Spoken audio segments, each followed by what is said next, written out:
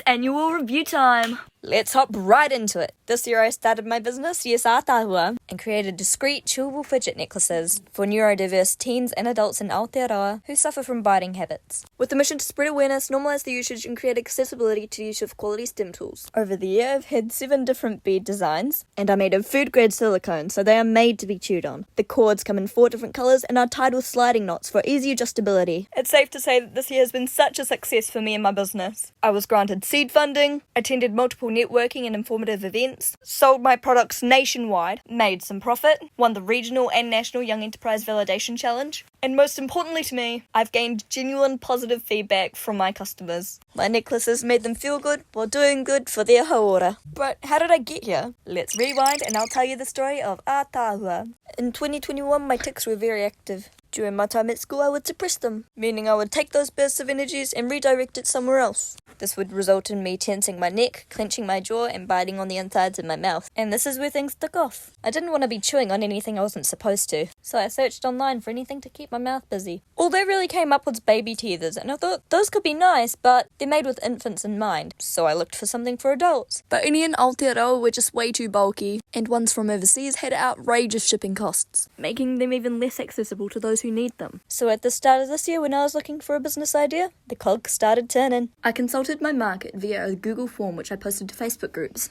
I found that a lot of people feel the same as me about the accessibility of chewable STEM tools in Ātaahua. What's important to them is being able to buy from an NZ-based business who sells gender-neutral designs fit for professional environments at an affordable price. After confirming this gap in the market, I knew I had to step in. We've now got our business up and running and have been very innovative in our business practices, such as the packaging that we use, phone boxes for markets, and carefully wrapped for online orders. We also constantly apply feedback from neurodiverse individuals who try our products, and we're consistently trying to educate those about STEM tools and their benefits. The production team is just me, myself, and I. I order my stock, receive it in the mail, and then I get crafty. For markets, I pre-make my necklaces. I choose my beads, my cord, and I thread it all up. I tie the cords, and then I package each by hand. For online orders, I make the necklaces specified by the customer. I get that packaged up, then book the courier. Once the parcel has been whisked away, I notify the customer that their parcel's on their way. I found suitable cord, bead, and packaging suppliers. EcoBaby had the perfect packaging, but not a large range of beads, so I switched up my bead supplier, and this worked much better. After receiving my beads, I need to check each individually before threading them, as a small percentage of them do come with tears and need to be discarded. After tying the knots, I need to make sure that each of them are done correctly and that it is in fact easily adjustable. These processes ensure that I am complying with NZ regulations. Being a sole trader and producing my necklaces by hand is very time consuming. While I enjoy it, I need to think about scaling up production to meet demand. And while I've been content with my suppliers, I haven't been able to achieve my goal, as I found it difficult to build those connections, and it is a very costly manner. Although I've been given the opportunity to pitch my business to the Prince's Trust, so I hope to secure what I'm looking for through there.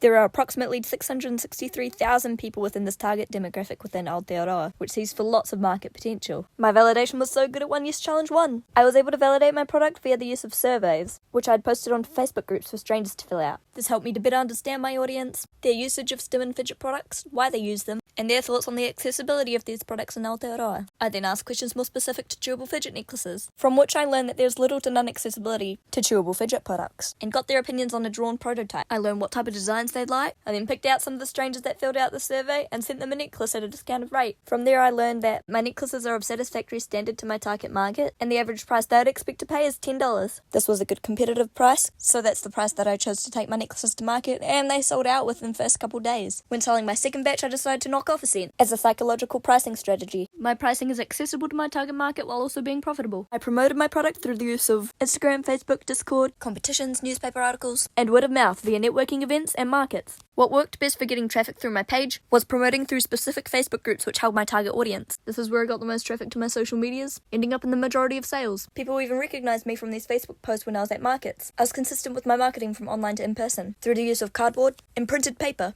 which attracted people to my stall. We have 85 units sold versus 160 units budgeted. Although we sold over half of what we had budgeted for, our high gross profit percentage means that we've been able to make a profit. And since we have inventory readily available, it'll make for an even better cash flow with future sales. I've been able to sell my product through many different channels. The very first I used was via email for my prototypes. 40% of these customers came back for more when new sales channels were established. Next was Instagram and Facebook, which we used for our initial sales, where customers could DM to order. But now since we have our website up and running, we mostly now use it for promotion. One of our best sales strategies strategies of selling through markets. This year we've been to 2 in-person events. The best market for us was the Q Canterbury Rainbow Market. They let queer-owned businesses put up a stall for free at the Canterbury Uni campus, and anyone could come down and take a look. There has been research done suggesting that neurodiverse individuals are more likely to be a part of the LGBTQ+ community, so I knew it was likely for my target audience to be there. And that proved right when more than half of my stock had been sold and people were following me on Instagram. At this market I sold about 7 necklaces per hour, while at the Ring Your Thursday Welcome Market, 1.5 per hour. At the start of September I got my website up and running, which gets a constant flow of traffic when I'm consistently posting on my social medias. Storby has given me the tools to keep track of my sales and send proper invoices. The Storby website comes with a number of benefits and is much easier to navigate than Instagram DMs. I was also able to make sales via word of mouth, from talking to people at school to pitching myself at in-person networking events. Overall, we've learnt it's most efficient to set up stores at markets and sell via our online website, and each of these options are easily accessible to our customers. Through our sales channels, we have been able to sell our product nationwide and one to Australia.